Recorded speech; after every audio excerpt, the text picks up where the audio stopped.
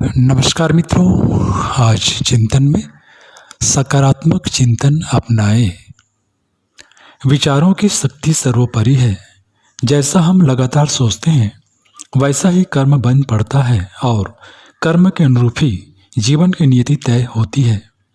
यदि हम वर्तमान से संतुष्ट नहीं हैं तथा जीवन को अभिष्ट दिशा की ओर बढ़ता नहीं देख पा रहे तो अपने चिंतन पर एक बार अवश्य झांक कर देख लें कि दिन भर अधिकांश समय हमारी मन स्थिति कैसी रहती है।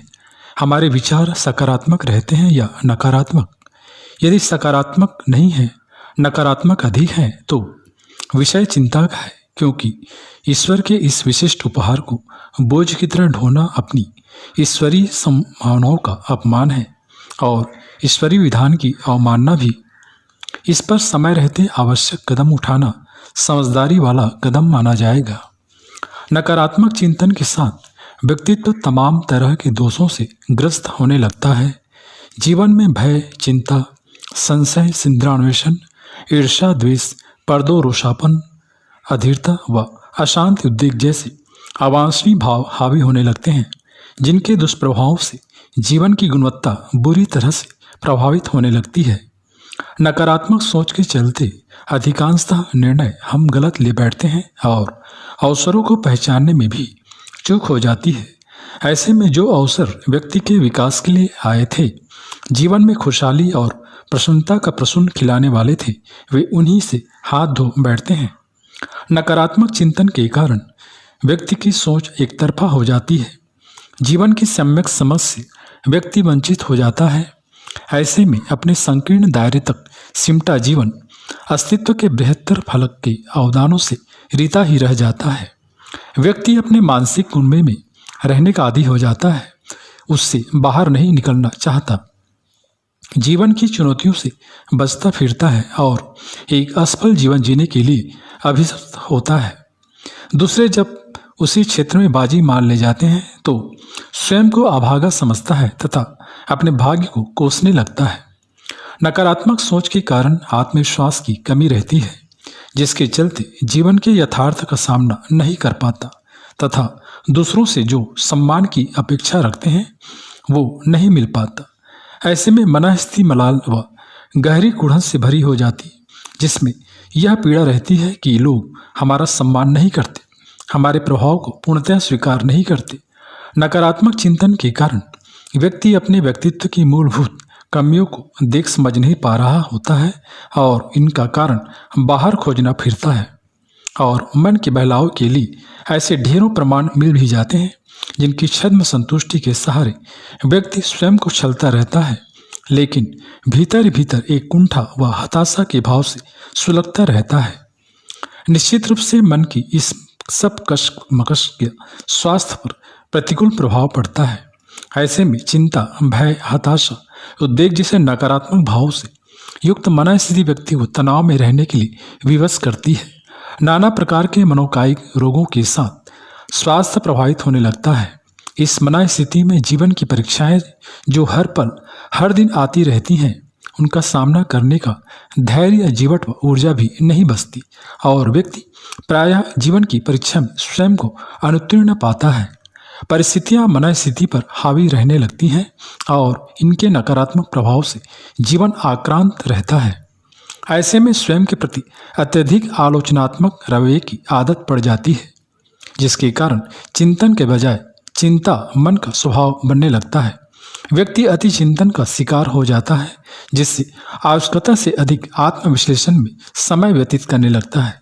योजना अधिक, कार्य कम की स्थिति बन जाती है और जीवन व्यवहारिक धरातल पर सफलता से कोसों दूर रह जाता है तथा जीवन को सार्थक दिशा देने वाली दशा नहीं बन पाती। इसी स्थिति में अधिकांश लोग तमाम तरह के नशों व दुर्व्यसनों के शिकार हो जाते हैं, जो सामयिक राहत देते प्रतीत होते हैं, लेकिन वे जीवन को बर्बादी की दलदल में और गहरा धंसाते जाते हैं। इस स्थिति में व्यक्ति अवचेतन मन को दुर्बल बना रहा होता है। सुपर चेतन क्षमताओं से जोड़ने वाला गुप्त मन ऐसे में कुंद पड़ने लगता है। व्यक्ति स्वयं से संपर्क खो बैठता है और स्वयं से स्वस्थ संतुलित संवाद की स्थिति नहीं बन पाती। नकारात्मक स्वसंवाद का हाहाकार अंतःकरण में गूंजता रहता है। इस मना स्थिति में यदि ईश्वरीय आस्था भी डामाडोल हो गई तो फिर जीवन में चमत्कार की आशा धूमिल हो जाती है, जो जीवन के दैवी स्रोत से जुड़ने पर घटित होती है। उपरोक्त स्थिति जीवन को विकट बना देती है। इससे कैसे उभरे, यह विचारणीय हो जाता है। इसमें शुरुआत स्वयं के ईमानदार मूल्यांकन से हो सकती है कि हमारी यह स्थिति क्यों बन पड़ी, या क्या हम किसी समर्थ मार्गदर्शन का सहारा ले सकते हैं जो हमें जीवन के यथार्थ बोध के साथ दिशाबोध करा सके। प्रायः आध्यात्मिक शास्त्रों तथा महापुरुषों के सत्संग या इनके स्वाध्याय से इसमें बहुत सहायता मिलती है। इसके साथ ईश्वर पर पूर्ण आस्था रखें कि वह जो भी कुछ कर रहा है अच्छा ही कर रहा है, आपके लिए हितकर होगा। साथ ही अपने कर्म के परिणाम को स्वीकार करें, इससे जुड़े सबक को सीखें तथा इनको अपनाएं। जहाँ पुरुषार्थ चूक जाए, प्रार्थना का सहारा लें।